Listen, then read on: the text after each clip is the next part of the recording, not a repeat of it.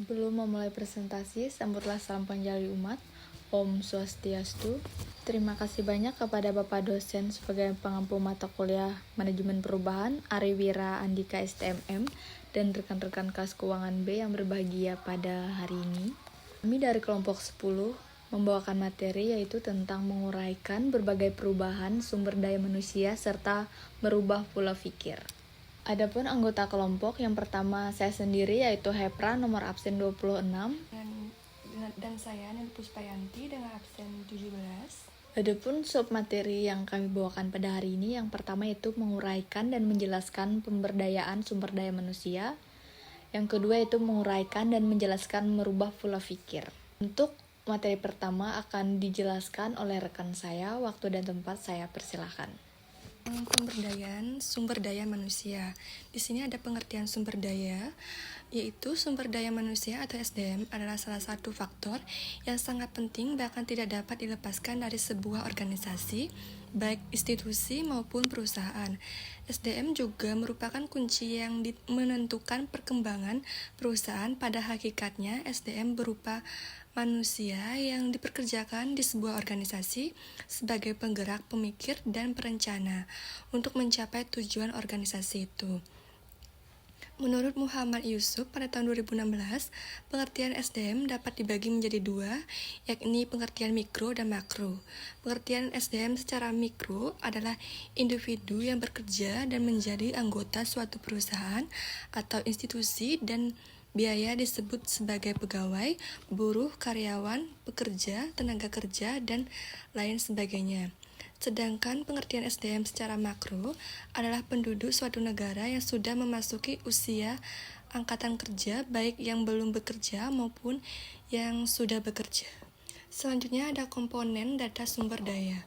Menurut Saiful Bahri Jamara pada tahun 2017, adapun komponen data-data SDM untuk meningkatkan dan mengelola SDM dalam mengembangkan usaha, yakni pertama ada kualitas pekerjaan dan inovatifnya, yaitu kualitas kerja adalah suatu hasil yang dapat diukur dengan aktivitas dan efisiensi suatu pekerjaan yang dilakukan oleh sumber daya manusia atau sumber daya lainnya dalam mencapaian tujuan atau sasaran perusahaan dengan baik dan berguna. Yang kedua ada kejujuran dalam bekerja, yaitu kejujuran selain membawa banyak dampak positif juga membawa kepada kehidupan yang jauh lebih baik. Pentingnya kejujuran dalam bekerja wajib kita terapkan sejak usia dini agar senantiasa bersikap jujur dalam berbagai tindakan. Yang ketiga ada kehadiran dalam bekerja, yaitu kehadiran seorang karyawan sebagai sebuah kewajiban yang harus dilakukan kecuali ada hal-hal lain yang sifat penting dan hal tersebut dapat dipertanggungjawabkan oleh yang bersangkutan. Yang selanjutnya ada sikap dalam bekerja, yakni sikap positif diperlukan terutama jika menemukan masalah dalam pekerjaan. Jangan langsung pasrah, melainkan berusaha mencari berbagai jalan untuk mencari solusi permasalahannya. Selanjutnya ada inisiatif dan kreatif, yaitu seorang akan dikatakan kreatif apabila dia mampu membuat atau menciptakan suatu, entah itu hasil pemikiran atau asumsi dari orang-orang yang belum pernah melihat hal yang dibuatnya. Namun, orang yang kreatif belum tentu inisiatif, sedangkan seorang yang akan dikatakan mempunyai inisiatif apabila dia mampu melakukan suatu tanpa didasari oleh orang lain di sekitarnya. Mungkin pula dia selalu mengandalkan dirinya sendiri dalam melakukan hal apapun. Namun, orang yang punya inisiatif belum tentu kreatif. Selanjutnya ada tanggung jawab terhadap pekerjaan, yaitu pengetahuan yang harus dimiliki oleh seorang tenaga kerja agar dapat melakukan kerja dengan wajar. Pengalaman kerja ini sebelum ditempatkan dan harus dikelola pada ia bekerja dalam pekerjaan tersebut. Selanjutnya ada fungsi pengelolaan sumber daya. Menurut Sudrajat Cahyono pada tahun 2015 mengatakan bahwa yang pertama fungsi pengendalian tenaga kerja, yaitu fungsi tenaga kerja meliputi kegiatan penentuan kebutuhan tenaga, mencari sumber-sumber tenaga kerja secara efektif dan efisien, mengadakan seleksi terhadap para pelamar, penempatan tenaga kerja sesuai dengan posisi yang sesuai. Selanjutnya, kedua, ada fungsi pemeliharaan tenaga kerja, yaitu fungsi pemeliharaan tenaga kerja mencakup pelaksanaan program-program ekonomis maupun non-ekonomis yang diharapkan dapat memberikan ketentraman kerja bagi pekerja sehingga mereka dapat bekerja dengan tenang dan penuh konsentrasi guna menghasilkan presentasi kerja yang diharapkan oleh organisasi. Baik, presentasi selanjutnya akan dibawakan oleh rekan saya. Saya akan melanjutkan presentasi, itu pelaksanaan pengelolaan sumber daya manusia. Yang pertama yaitu pengelolaan sumber daya mutasi. Mutasi adalah kegiatan dari pimpinan perusahaan untuk memindahkan karyawan dan suatu pekerja ke pekerja lain yang dianggap setingkat atau sejajar. Yang kedua yaitu mengelola sumber daya manusia melalui promosi. Promosi adalah kenaikan jabatan yang lebih tinggi, baik kekuasaan maupun tanggung jawabnya dalam struktur organisasi perusahaan. Yang ketiga yaitu pengelolaan sumber manusia melalui motivasi. Motivasi adalah suatu perangsang dan pendorong bagi karyawan agar bekerja lebih giat dan produktif. Menjelaskan merubah pola pikir. Untuk meningkatkan daya saing organisasi, diperlukan perubahan pola pikir semua orang yang ada di dalam organisasi, yaitu perubahan sikap dan perubahan mindset. Mindset adalah keadaan pikir yang mempengaruhi cara seseorang berpikir, merasa, dan bertindak dalam situasi. Yang pertama yaitu noda gelap atau blind spot adalah di mana seorang tidak dapat melihat dengan baik dan jelas mengenai perlunya melakukan perubahan. Yang kedua yaitu asumsi SWOT, pandangan atau anggapan. Beberapa asumsi dibuat berdasarkan analisis formal sebagai berdasarkan pandangan kelompok atau pandangan pemimpin. Yang ketiga yaitu puas dengan diri sendiri. Merupakan perasaan aman yang dimiliki seseorang pada prestasinya. Yang keempat yaitu kebiasaan. Kebiasaan adalah tindakan yang dilakukan berulang-ulang tanpa berpikir dan menjadi berakar dalam perilaku seseorang yang tidak mengukur tujuan dan manfaat tindakannya. Yang terakhir yaitu asumsi SWOT, pandangan atau anggapan.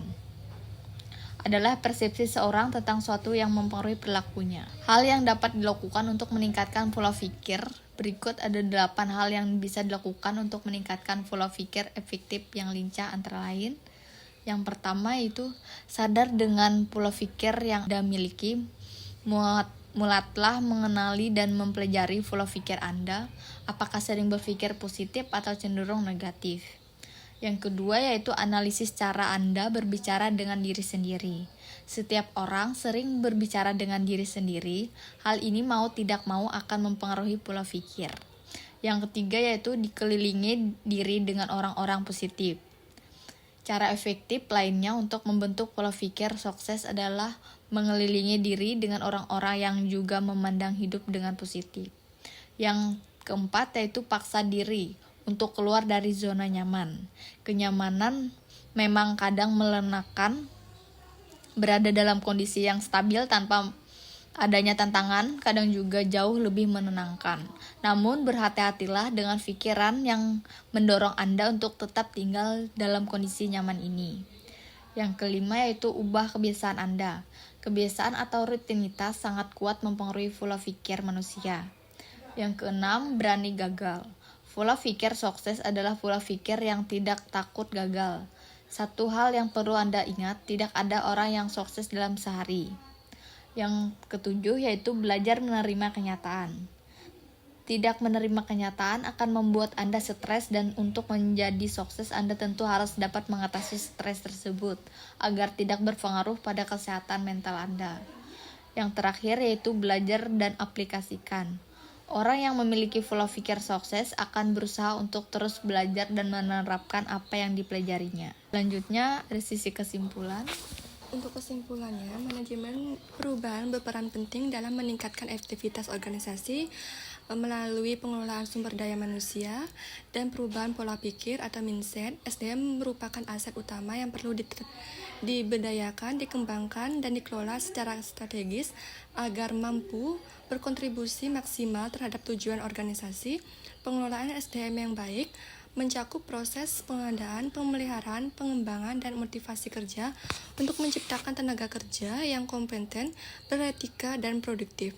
Selain itu, keberhasilan manajemen perubahan juga ditentukan oleh kemampuan individu dalam mengubah pola pikir yang positif, terbuka terhadap perubahan, dan berorientasi pada pembelajaran akan membantu seseorang menghadapi tantangan dengan lebih adaptif dan inovatif, menghilangkan blind spot, asumsi keliru, rasa puas diri, serta membangun sikap positif dan kebiasaan baru merupakan langkah penting dalam membentuk mindset sukses. Dengan demikian, pemberdayaan SDM yang disertai perubahan pola pikir akan menciptakan individu dan organisasi yang tangguh, adaptif, dan siap bersaing dalam menghadapi perubahan lingkungan yang dinamis. Sekian presentasi dari kami. Jika ada kesalahan baik sengaja maupun tidak sengaja, kami mohon maaf. Kami akhiri dengan Prama Santi. Om Santi Santi Santi Om.